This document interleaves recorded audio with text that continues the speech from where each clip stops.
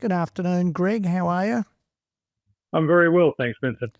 It's good to talk to you. I've known you for many years now, and it's been a pleasure, working with you on several projects and whatever. Same here, Vincent. And I thought what we could do is start off, Greg, with just a bit of a background on yourself. Okay. In the music business. If you could just go over that, so then people know straight away, well, who we're dealing with. Okay. Look, I started my radio career as an announcer at 7VU in Burnie. That was in about 1968. And I worked through a number of stations. And in 1981, I ended up at 3XY. And it's during that time that I became program director for the first time, because I really found that I was much better off air than on air. And Okay. and had a really good run. And 3XY at the time was up against Eon and Fox, and being an AM station, it was pretty tough. But after going to America for the first time in the early 80s, the managing director sent me over there for a study tour, and I was lucky enough to end up at a radio station called KGB in San Diego, and the program director there, Larry Bruce, was very generous in showing me exactly what he was doing with the research and how he selected music, and I actually brought that research system back to Melbourne and started it at 3XY, and it really helped us keep the ratings up. Were you number one? Were you number one? Yes, we were number one for a number of years, and in 1984, I actually left Melbourne and went to Adelaide and joined SAFM as program director. And it's funny, people said to me, why would you leave Melbourne and go to a smaller city like Adelaide? And my answer was, FM is the future. It's certainly not AM. And how right you were. That's right. And when I got there, the station was rating 4th, and the managing director, Paul Thompson, he was programming as well as running the company. Yeah. And anyway, the first survey that I was there, he said, don't touch anything, just learn what's going on at SAFM, and then we'll look at the result and we'll decide what happens after that. So luckily for me, the survey went down, and he said to me, do whatever you want to do and fix it. Tell me something too. Yep. Was SAFM a public company at that point? No, it was privately owned. Right. And two of the biggest shareholders were the two major brewing companies in South Australia, SA Brewing and Coopers. Yeah, okay. So there was always plenty of beer in the boardroom, by the way. No, I could imagine. As there was in any music company, don't you worry. Exactly. So luckily for me, after I put the research system in and changed a few things and moved some announcers around, we went to number one. And we were the first FM station in Australia to go number one. So that was pretty exciting for us. Well, that gives a bit of a background on yourself, Greg. So I'd like to move on, therefore, now that we've got a bit of a background on you, and say, so how did you, I always love this because I ask musicians too, how did you start in the music business? And in your case, that being radio.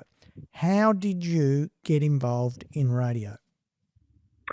In about 1966, when I was 15, I saw a documentary, and it was on an announcer called Ward Pallioston in Sydney. And I decided at that time I wanted to be in radio, and I wanted to be a DJ. So the next few years, I worked several jobs before I actually got the first gig in Burnie.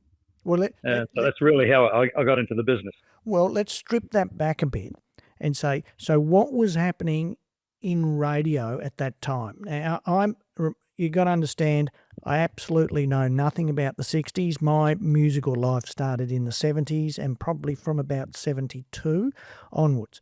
In the 60s, I never really ventured in there. But if we look at what was radio doing, were they breaking any local acts or not interested? and it was all about either English or American or wherever. So what was kind of happening then? Well, back in the I remember the situation at 7BU. The music was pretty bad. What the general manager was picking the music, and it was old-fashioned. And at that time, 3UZ in Melbourne was huge, at a top 40 station. Yeah. And we kept pushing the general manager to start playing some top 40, and eventually they did. And what used to happen in those days, it was basically look at a top 40 chart and play the songs from that. There was no research at that stage. Yeah. And it reminds me of a story, actually. I remember I ended up doing some research for Triple M in Sydney when Rod Muir was there. Oh, and, Rod Muir, I know the name. They were playing things, they were a so-called rock station, but they were playing like songs like I Want to Play House. I don't even because know. it was in the top 40. What was that? I Want to Play House. It's kind of like a country AC song, and I'm thinking, why are they playing this? And the answer was, well, it's high in the top 40 chart. Right. But it actually didn't fit the format. So when the research system went in, it clearly showed that they shouldn't be playing it. So tell me, so was there any ability to break a local act on radio back then? If it entered the top 40, yes, back in the 60s. Absolutely. Oh, really? Oh, so I just had no idea whether there was any interest in Australian music back then, in a sense. Oh, absolutely. Well, there was always talk about Australian music and Australian content. Yeah. So radio stations, even back in the 60s, were looking for Australian songs to play. Now, tell me, so what was your preferred music? What were you into? Now, and it's pretty important because it allows people to understand if you're in radio, you may have a preferred music, but of course you need to be very, unbiased, and therefore pick what you think is going to make money, and what's going to make money is what's going to bring the advertisers in. So let's go back. So what was yours? What were you into as music back then? Back in the 60s, you're talking about? Yeah. Pretty much the popular songs, and it wasn't until later that I really got into formats like blues and and contemporary rock and classic rock, etc. And even today, I listen to rap songs, and I've got a wide taste in music these days. So let's move ahead a bit, therefore, and let's get into the early 70s. And I found there was a momentous shift from 68 to 72 for me. Yep. Now, I don't know. I'm going to ask you because you were the guys that were actually playing and experimenting with this kind of new kind of forms of music, but a much heavier, the flower power, but a much rockier form of music. And were you taking risks and actually playing that? Or was radio still being completely safe, as it has been for most of the eternity, and therefore artists were still having to do it on their own back in those days through magazines? Yeah, back in the 70s, I was still an announcer, so I wasn't picking the music, but bands like Led Zeppelin were starting to get a lot of airplay. Yeah. And I always remember jumping ahead a little bit, when I went to America the first time on that study tour, I couldn't believe all the AC/DC songs that were being played on American rock radio. It was unbelievable. Really? I think that there's so many converging music, not style. Well, I suppose there was a style in it from, let's say, I always consider the 70 to 75 for me was always England. So they were the ones that were developing music, and let's say in rhythm and blues into a rock style. And America was still quite commercial. 73, we then started to get Kiss. I know we had Eric Clapton was UK, but you had Kiss, New York Dolls, things like that happening in 73, 74. There was Mountain, so there was this convergence of styles of music converging onto the public. And I would have thought it was really difficult to determine which way were we going to go and what were we going to support and what we were going to play. And Sure. radio had all the strength in developing people's tastes. And my partner, Dan Bradley, he often reminds me that in I suppose in an age bracket of 50 plus, that your musical tastes are determined between the ages of 13 and 17, and that's it. That's where you were brainwashed into what you liked. I liken to say, sorry to interrupt, but I like to say it's the music you hit when your hormones are changing. Yeah, gotcha. So you guys had so much power in developing what people were going to like and buy and whatever. We kind of know that because there was only radio back then. There wasn't even MTV, so that music videos weren't even that big. But it was still the development of radio in determining, well, which way were we going to go, And I suppose we could say by 76 when Countdown started, we started to get the or 77 maybe, we started to get the convergence of what TV could deliver to this medium also. I was going to say, back in the early 70s, what I remember was the success of Sunbury and how huge Billy Thorpe and the Aztecs were. Yeah, it's hard for me to even understand that, yeah. And I remember, they blew Queen off stage. And when you think about it, an incredible performance by Billy. And one thing I can never understand about Billy Thorpe was he had very few hit songs. Yeah, that's true.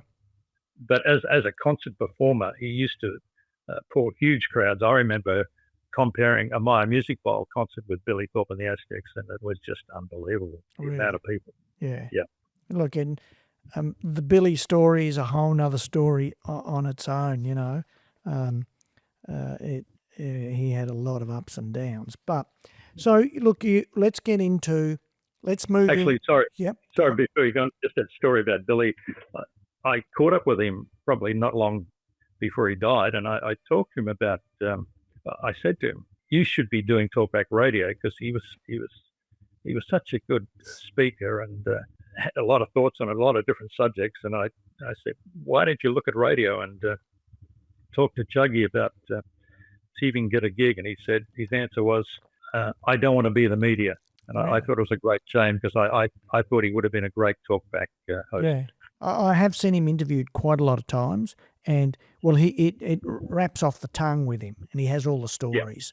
Absolutely. I have a very, very if you read his book, and there's one point in there where there's a picture of a can of Coke in a fridge when he was in America. This is when I think must have been that Children of the Sun, so early 80s or something like that.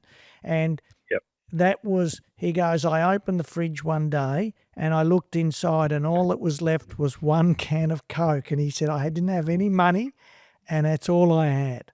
And I remember it, very clearly. And, I think that's the life of musicians on a lot of levels over the eons, in that you're on your last legs. Now, some survive and some don't, but a lot of famous musicians, it was do or die, and, you're basically down to your last can of Coke. What do I do? That's right. Pursue my career or chuck the towel in?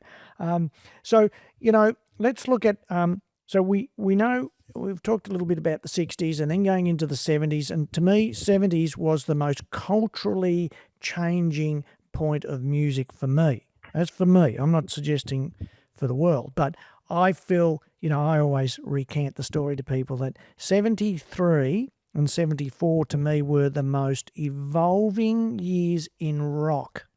There are so many good records came out. Now, maybe that's because the equipment was enhanced and studios were better and mixing became more fundamental. They knew what they were really doing because they had, big desks. And, I just remember things changed forever then. And then we got into, things got a bit mixed up between 75 and 80. and music started to drift off a bit in various different areas. If I, I could mention, say, Mike Rudd, and Mike Rudd was prog rock with Spectrum in the early days, then moved to Ariel, had a big hit with Ariel, and it was going to happen overseas, and that all fell apart.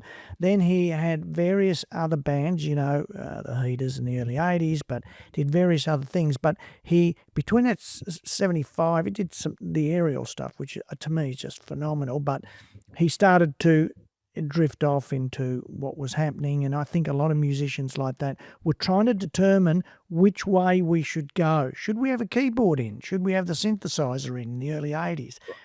Sure. But from your perspective, once you became program director, you would have had to have had all that kind of knowledge to say, well, what's happening now in the marketplace, and those presentations of singles every week to you.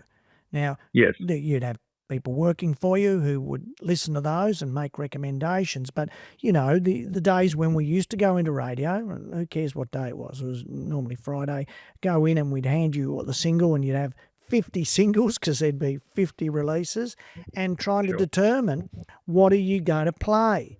Now, give me a bit of feedback. I don't know. All I know is, I didn't have to do it. I was very lucky in that situation. But you were the guy at the other end that would make decisions on these. What was going on with that, presentation every week, and how you would decide who you are going to create a career for, Greg, and who you are essentially going to throw on the scrap heap? Sounds terrible.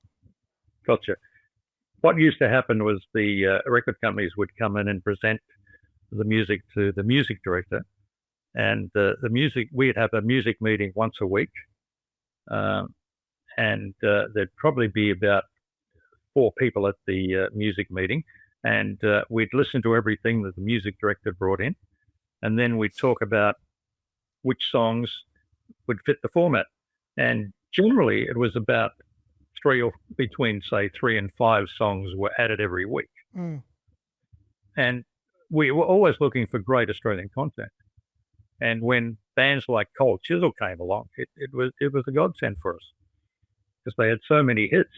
Tell me though, Greg, how did you make a decision between a spot spin, low rotation, and high rotation, or medium and high? What used to happen with what I call the music categories, the way it worked in those days was, and it probably works much similar today, is that there'd be various categories. There'd be like an A, B, C category, and the A's would be the hot hits of the time.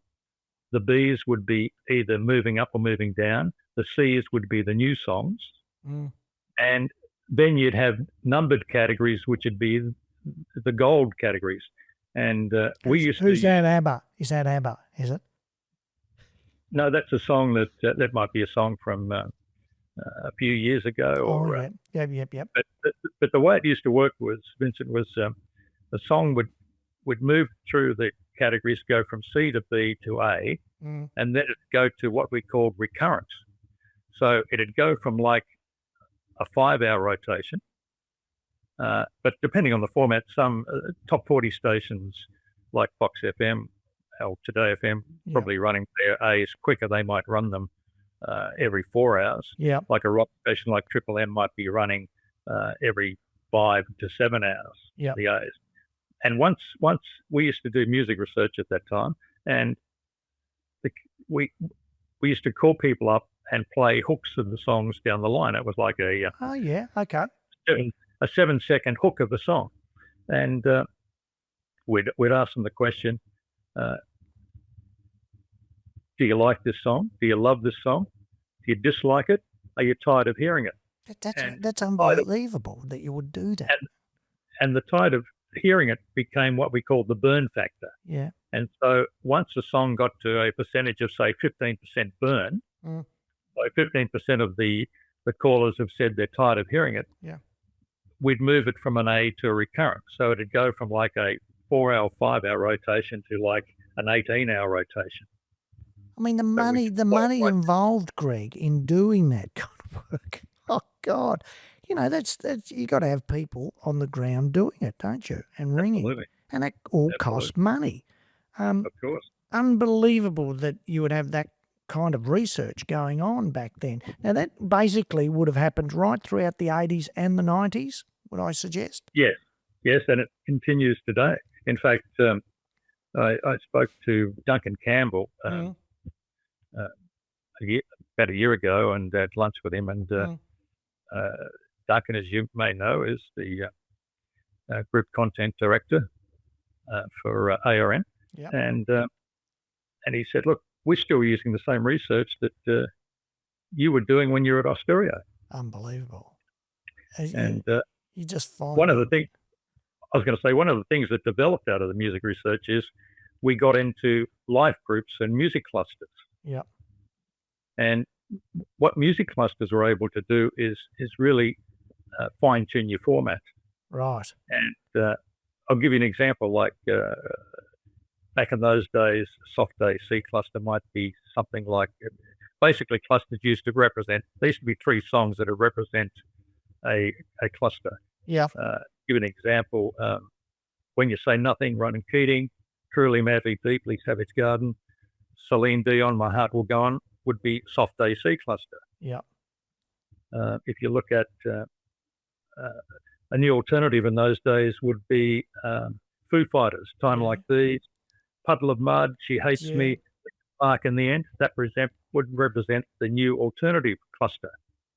And so through research, we were able to see how big each cluster was and which radio station owned each cluster. I mean, we used to bag radio like there was no tomorrow in the record companies because, you'd only get 1 in 10 that they get picked up. Sure. And, you got those bastards. They just, I don't know what they're doing. But, for the audience, can you tell us, how did the ratings work back then? So how did you become number one? What was the ratings format? How did that? The ratings in those days was a pure diary system. So the research company would call people, contact people, and leave a diary with them that they'd have to fill it in for a week, and then the diary would be picked up. So they'd have to record all their listening during that week, and the surveys would go for probably about 8 weeks at a time in those days. Fairly accurate, do you think?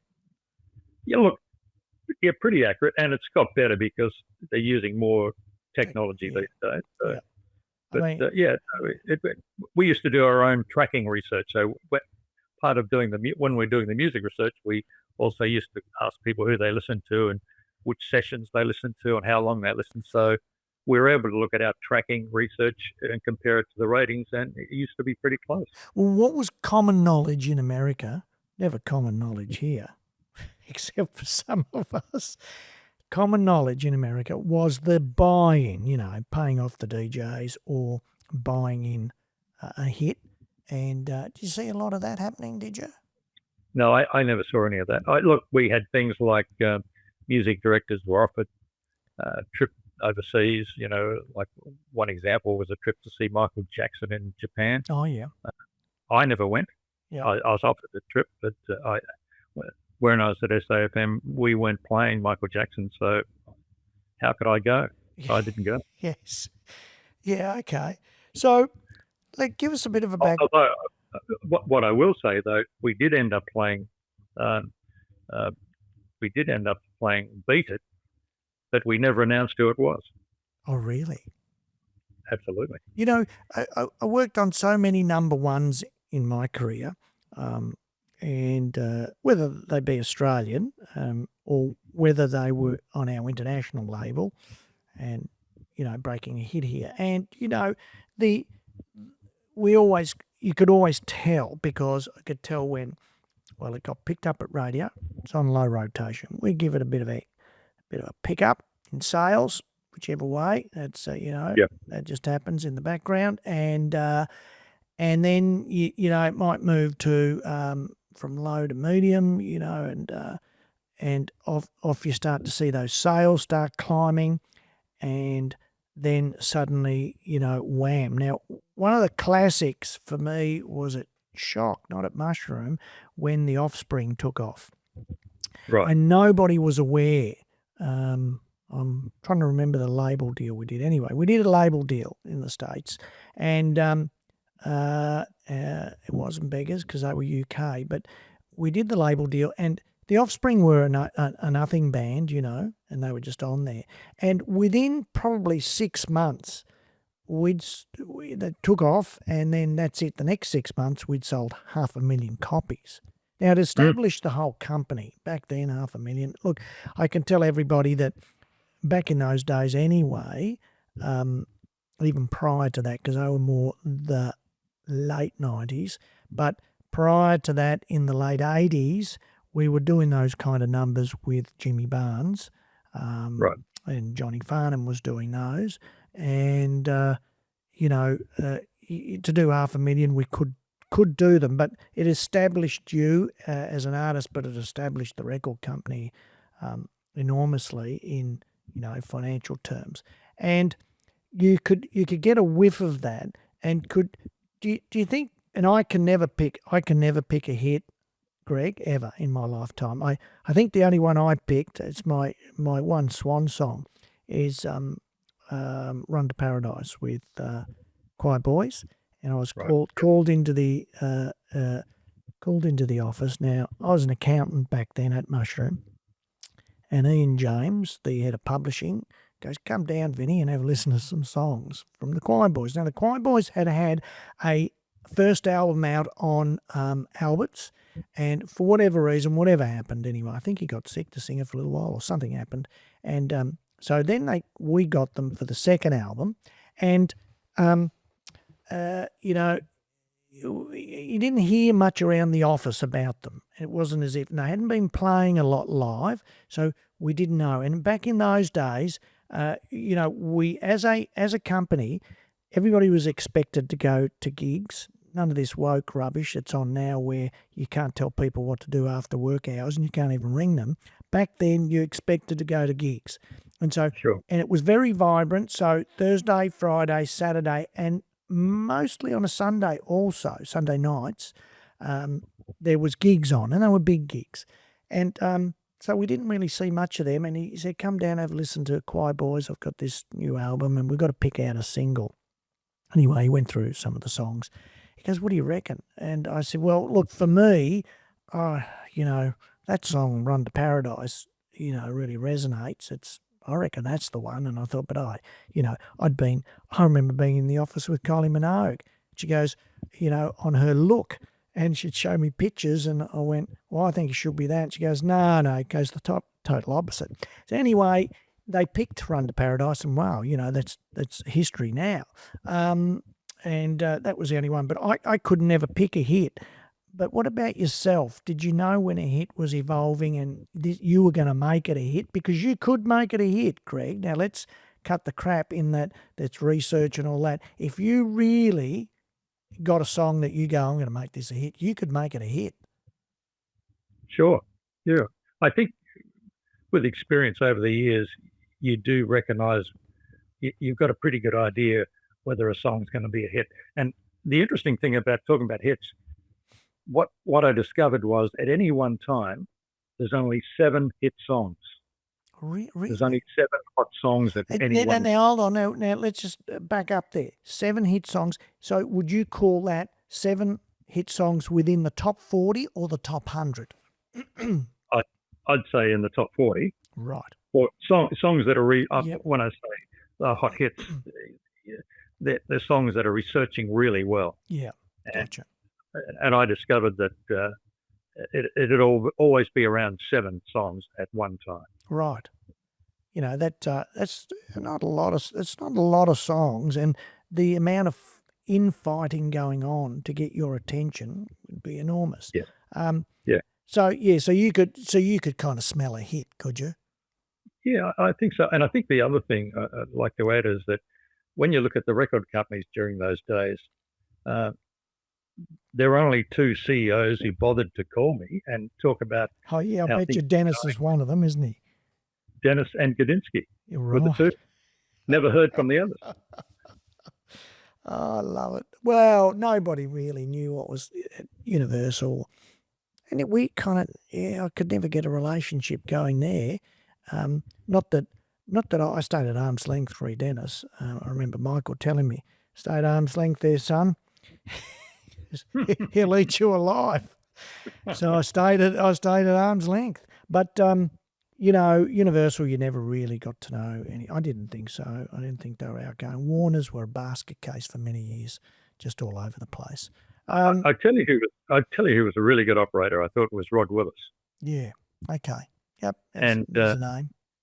And I talked to Rod about Cold Chisel songs, and I said one thing that really stands out is that ballads or softer songs that Cold Chisel have done are the ones that research the best.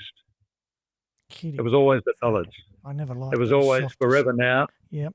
It was all songs like Forever Now. Yep. Tested through the roof. Oh God, I used to hate those soft songs. Yes. Yes. I could imagine, and even East, the album East, wasn't as hard as the prior album, and Sure. but it did really well, didn't it? I mean, it was huge success. So I want to try and form some kind of. I have to talk to artists today because I'm still working in the music business, of course. So a lot of artists now. We essentially started at a heritage label. We've got some younger acts coming in. When I say younger, probably in their 30s, not 20s, and early 40s and things like that. And there's still a sense of radio, which I have to dispel with them straight away and go, don't talk to me about radio, because radio, from a perspective of an independent label and an independent band, has no correlation whatsoever. Radio is of no use to us. Radio couldn't crack a hit for us in a million years. So I have to tell them what has replaced radio for the independent artist and the independent labels is playlists. And let's use Spotify. We all hate Spotify because they don't pay well, but they their playlists are like gold, and their playlists are the replicant of radio. So right. If you get on a playlist that has, I'm using real numbers here because there's a lot of bullshit numbers up there, but say they got 10 to 20,000 saves, that's huge on a good playlist, a genuine playlist. You, as an artist, you could get per month or every 28 days, you could probably get about 2,000 streams from that. Now, you might go, well, that's not a lot, but what you're trying to do with Spotify is you must get over 1,000 streams. That is the benchmark. 80 to 90% of all artists on Spotify never reach 1,000 streams. That means they get absolutely nowhere. It's humongous figures, 80 to 90%. And so, obviously, if I could from a financial or from a business perspective, say, geez, that's great for Spotify because I don't need to pay those, because I don't pay you if you don't reach 1,000 streams for the month. And so they'll keep it. Now, I know that might only be $2.50, but that across 10 million people, it's a lot of money. But if I go, how have you seen any of this? Have you thought about any of this? Because you're a radio man through and through. So I'm throwing it out to you to say radio has no relevance today. Now, an article did come out last week that said radio is as relevant as it's ever been. Oh, just again have a chuckle. Well, yeah, to the music that radio pertains to now. Forget talkback. Let's talk about music stations. But they're not breaking any form of lower end acts, which could happen in the past. But and therefore I can give you a whole platform of how you would market an independent act now. So what's your feeling on that, Greg? Well, I think I think for radio overall, it's very tough now because you've got Spotify, you've got podcasting, which makes it really tough in the radio industry because these different companies are taking revenue away from radio. So radio has to fight very hard for its revenue. But look, I think as far as independent record labels are concerned, it always comes, and you know this, it always comes back to how great the song is. So I think if you've got a great song, you've got a pretty reasonable chance to get airplay. Well, you know, I would bat against that and say you haven't got a hope in hell of getting to radio as an independent in the year 2025. That's my opinion. Is that Right. you know you must be digitally savvy. You must get onto playlists and various forms, which I would never discuss on air, on the how to get those happening, because you know you're trying to stay across those things above your competitors. But you know you need to get onto playlists. You need to be so aggressive about that. You need to be, you know. Someone said to me, "You're changing the goalposts all the time." Again, I have a chuckle. I'm not changing the goalposts. The digital world is moving at a rate of knots. And I could actually probably say on a monthly basis. And it's whether Meta changes the back end and there's a whole new learning curve, or whether YouTube change things, or whether they change the way they promote and therefore how you will get to your audience, because they have to open the floodgates and let people know you've got something out because they've got complete control. But they, you know, it is changing so quickly, and I'm having to re-educate myself so quickly on what is the current trend in the digital world. And therefore you have to change your marketing styles to accommodate that change. And it's very difficult. And one thing that's really, I think, changed is the delivery of the album is dead. There's no such thing as an album. Sure.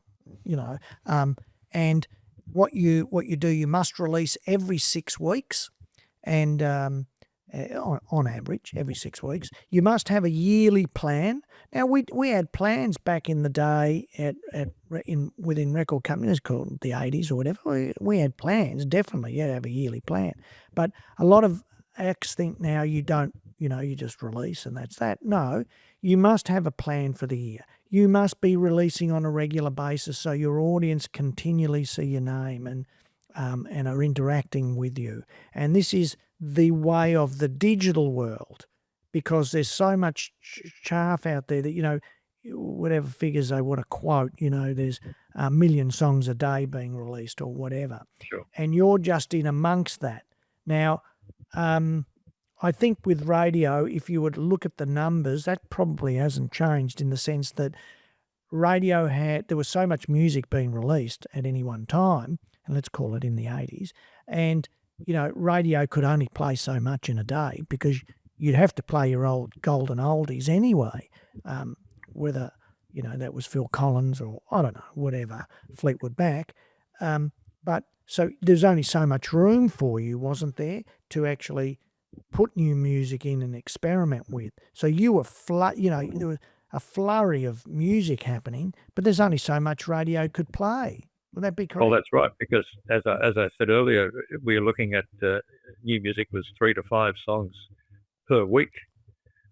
Interesting story talking about independent songs. Yeah. I remember Joan Jett, which Kadinsky had, I Love Rock and Roll, and Michael wasn't convinced. And I said, this is going to be a huge song for you guys. And we wanted to use it as a promotional song at the time. So, well, I'll tell you a story, therefore, on the Big G. I went upstairs one day and 3XY was still going, you know, as an AM station, because I don't think they never went FM, did they? No. So it was still AM, and Poison were being played. Now, nobody rated Poison at the time. They looked like females on the front cover, and that glam rock thing. And you got a phone call from someone at 3XY to go, you know, this thing's going through the roof. But we hadn't planned any kind of promotion on it. It's one of those international deals we did. We just had to release it. Sure. And he goes, really? And so we kind of got behind it, and suddenly this band blew up. Just blew up enormously. But he had no clue, and it was 3XY that brought it to his attention. I remember being in the room when he got the phone call to go, why aren't you across this? This thing is going nuts over here. So radio had that ability. Now, if I was to look at digital now, the correlation to that is you get up one day and you have a look at your stats, and that's what we do every morning, like you would have done back then. You look at your stats, and you go, look at that song. Over the last 24 hours, it's just had, 600,000 streams around the world.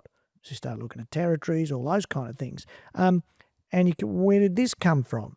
And so you've got to react very quickly. That was the same back then. We had to react very quickly, and Poison did go on. We had a hit. The other one I think that was quite a story was the Machinations. And I remember very clearly we had the album out, and you'd know a lot about the Machinations, wouldn't you, Greg? I remember the song. Yep. Right. Well, we put that out. And I forgot which one, Precious Sway, I think it was, or whatever. And it stayed in the, and it went out as a single, and it stayed in the charts for like 40 weeks. And this is it was in the top 20, or top 40 for like 40 weeks. And the problem was we couldn't get the band to finish a record and get another song ready. There was all kinds of political issues going on. So by the time, I'm serious, it was about 8 months by the time we got another song out, it was all over. But that song just stayed in the charts for virtually the whole year. The stories of bands shooting themselves in the foot over issues like that, the political infighting or the managerial infighting or the record company infighting, were just laid bare. I saw it so many times. And you look at the models when James Freud joined, and what happened was we got the first album. It was a huge hit, and I'd just come to Mushroom. That would have been 84. And by the time I got the second album, Moving On, well, it was a complete basket case, The band were a basket case. Their management was, I think it was MCM. And, the whole thing was, we've got to do the last tour to pay off all our bills. And, I thought the album was fantastic. I mean, I thought it was great. But, once again, the correlations were the same, and I try and tell artists of today, all right, street posters for a band are dead. Street posters still work really well for products, but I don't think they work. From a commercial, financial perspective, you can't do them. But the ability for artists to market themselves online now is more in their hands than it was in anybody else's. So, Sure. Whether we went to radio and marketed, or TV, or press, but the artists can actually go out there now and market themselves. And if you're savvy about it and you're staying up with what I was talking about earlier, the new techniques that develop every month, just try and stay on top of your competition, is there, and they can do it. Whether they've got the stamina, I tell you what hasn't changed, Greg, is that the stamina of the bands to, say, put the song out every 6 weeks, or a song out every 6 weeks for the whole year, and to stay up with making a video. And you can make videos now because they're very cheap to make, and you don't have to have, you can make your whole video on your iPhone, and that's a selling point in itself. And then staying up with some form of, social media. And at Laneway Music, we live on social media. It's just every day of our lives. And the comments I get from a lot of people, you're everywhere. Well, because we do understand our YouTube channel's 50,000 subscribers. Facebook's just about to hit 38,000, and they're genuine. They're not purchased. So we always say, well, might not be a million like some of the big people, but ours interact really aggressively with us, which is really good. Right. But so, to keep up with all of that. Now, if you go back to radio times, let's call it the 80s and the 90s, I think the bands were similarly, they used to go, I don't want to do the press, I'm worn out. That's like, can you keep up your social media? The correlation being, I don't want to do any more press interviews. I don't want to go into radio to do that interview with Greg Smith, for example. And you used to think, are you insane? Why would you not do that? You're in the entertainment business. That's what you do. And I think when you looked at some of the Americans who were so good at it, they really understood. I was looking at a Bette Midler interview the other day. They just knew how to do it, They knew they had to do it, and they knew that brought value to them. And I mean, the amount of interviews that radio used to do was just enormous, wasn't it, Greg? Absolutely. Would you actually rate interviews very well, or you just did them because you had to do them? No, I think the audience wanted to hear from the artist. Absolutely. Actually, one thing I wanted to say was, when you look at the PR people who worked at the various record companies during the 80s, the 70s and 80s, and I presume the 90s, one thing that really stood out to me was, obviously some were much better than others. Like, example, Michelle Higgins. Oh, sure, yeah, absolutely. She was a force of nature, and she got everyone's attention. And some of the PR people from the various record companies didn't work hard enough at that. Yeah, absolutely. It's success at any cost. You've got to use that term. Success at any cost. And look at timing, for instance. Like, look at Goanna, Solid Rock. American rock radio were playing that song. Were they? Oh, absolutely. They loved it. And for some reason, something happened, and I don't think the band toured, or I've got no idea what happened, but that should have been a big hit in America. But I'm still in contact with Shane Howard these days. He'd be aware of the airplay anyway. Yeah, lovely guy. That's just amazing when you hear that. I mean, I heard an interview one day with Joe Camilleri, who said, there were certain states or cities, you call it, certain cities in America when he went over there, they were number one, Jojo Zepp and the Falcons. Yep. But, and you kind of think, well, what happened? Then you got the Jimmy Barnes story. We sent Jimmy over, couldn't crack a cracker with Jimmy. It just wasn't going to work with Geffen.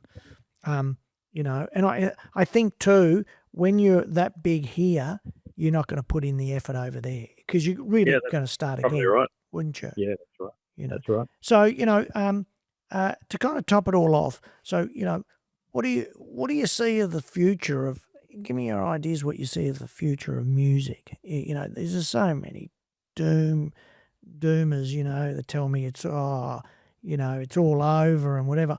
I've never ever, I remember people telling me in 2000, well, what are you going to do for work? I go, what do you mean? They go, you're in the music business, because digital is taking over. And I said, well, nothing. I'm going to continue to do music, because music is music and it's creative, and there'll always be money to be made in music. And, people call it death knell of radio. Well, radio's still going. It's got its place, or whether it becomes all digital, I don't know. But what do you see, of what's happening? Well, I think artists have to collaborate. They have to collaborate with big business. They have to, as you know, artists are too precious and they don't want to get too commercial, but I think there's some great opportunities to collaborate with various businesses around the country. I think they've got to work at it.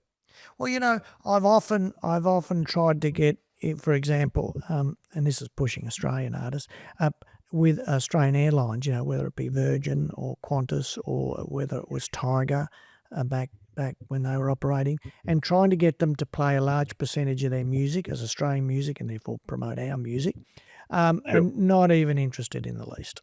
No interest whatsoever. So you do have to pick it, but then we have had other artists where we've done fairly large sync deals because they wanted an Australian artist, and you've got to pick them out. It still just comes back to working yourself hard as an artist to try and get revenue from any source possible to to pursue your career.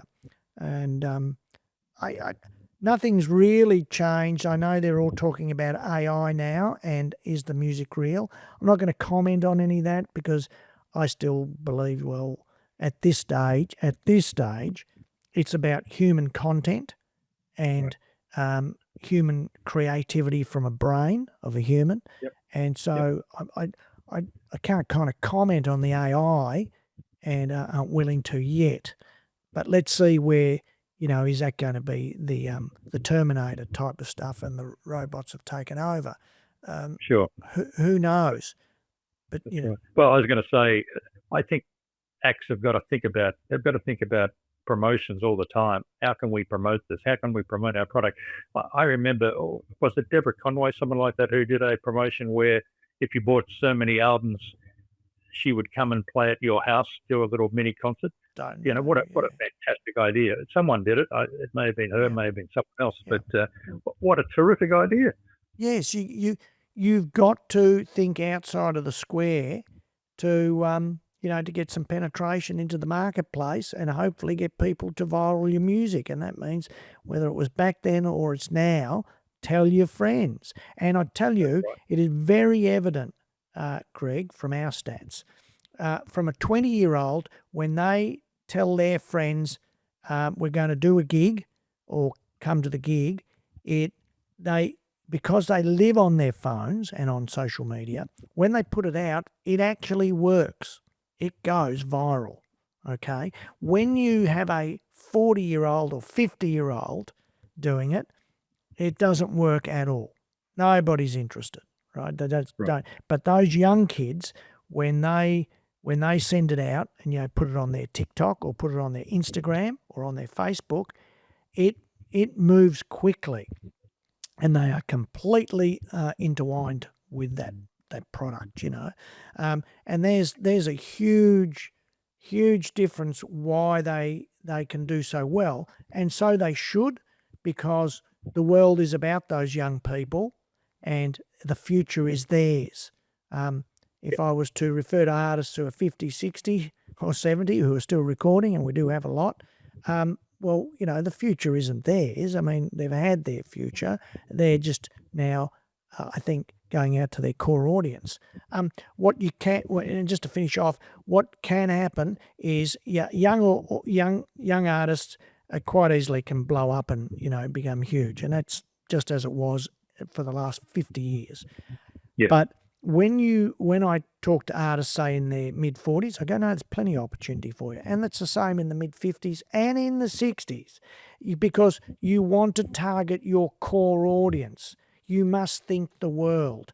So what we thought about back in radio was we were localised. I know that you went network, syndication and whatever around the whole country, but even Australia is localised.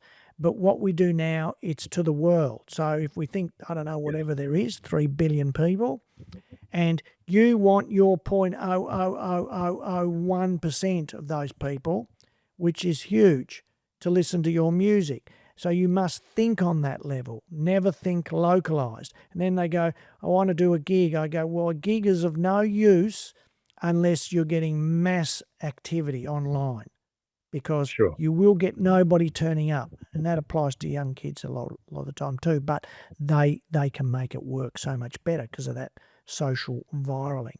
And so, but if you're an artist who's 55, no, you can have a hit within your core audience. And could that be 100,000 streams a month and 10,000 listeners a month who then listen to 10 times your song or whatever? There's actually income to be made in that. So there's it is so deep, and there's so much available, and there's so much happening every day. Is just a new learning curve, and I find it just as exciting today. And I'm 63, Greg, and so I've got a lot of years to go really, but I find it just as exciting today as I did in 1984 when I joined Mushroom. Sure. And how do you go listening? Do you still listen to radio, or you've passed all of that? No, I still listen to radio. I listen mainly to Hot FM here on the Sunshine Coast. And Hot Tomato, is it? no, Hot FM. Hot Tomatoes on the Gold Coast. So are they? it's Okay. Hot 91.1 Right. here. So yeah, they're a very good radio station. And I'm Now, good friends with the group content director, the regional content director. So and I how do catch you up with listen to him. that on your laptop? Because you wouldn't have a radio, would you? I do have a radio in the bathroom, and in the morning when I wake up, I turn it on, and I listen. I listen in the car, and I haven't got a radio anymore. when I'm in the office, I actually listen to Spotify, and I've created a number of playlists. Oh, and, fantastic! Yeah. I tell you what, my favourite song of the year so far has been "Papa Was a Rolling Stone" by Slash and Demi Lovato. Oh, okay. Yeah. One of my favourites. Well, Love it. Interestingly, I know you know all the hits. I've never known the hits. People go to me, "Do you remember this song? It was number one." I go, "What you've got to understand is that I've always worked in music companies, record companies, and all I was ever interested in was our product. So what I was starved of what else was happening. And you know what I'm saying, don't you? So if Yes. something was number one that week, if we were working our product, I had no bloody idea what was number one. I couldn't, because I was only focused on what we had, and that happened for 25, 30 years. So I missed out on a lot of the big number ones. And so Right. Okay. I think that gets down to, when we're talking about you get conditioned between 13 and 17, I was conditioned within record companies that you never listen to other product that much. Now, Right. of course,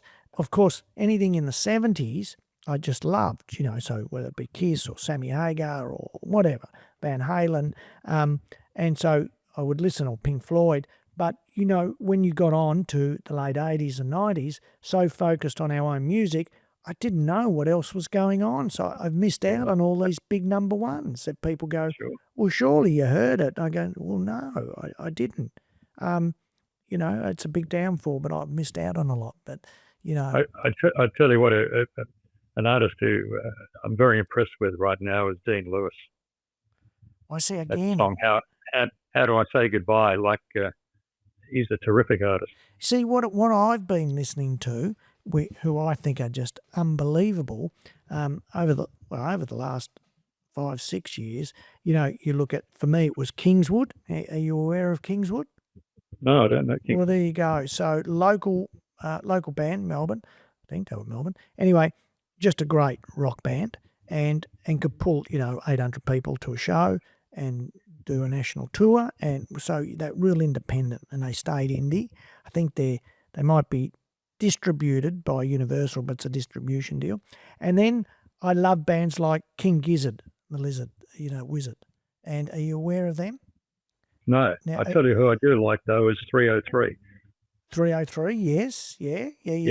I mean, look, these bands like King Gizzard are doing big business overseas. I mean, they're doing all the big festivals, and the other one is the Southern Blues. Is it the Southern Blues Band? I think they're called the Southern Blues Band. Anyway, they are another Aussie band, and they remind me of Airborne in their look.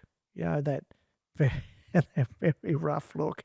Anyway, and the way they talk and a lot of swearing, doing big business in festivals in the States and Europe, and as Airborne have done for the last 20 years, of course. And, so these bands have forged, like Airborne are that big, and I bet you'd never know a song of Airborne's. They are that big.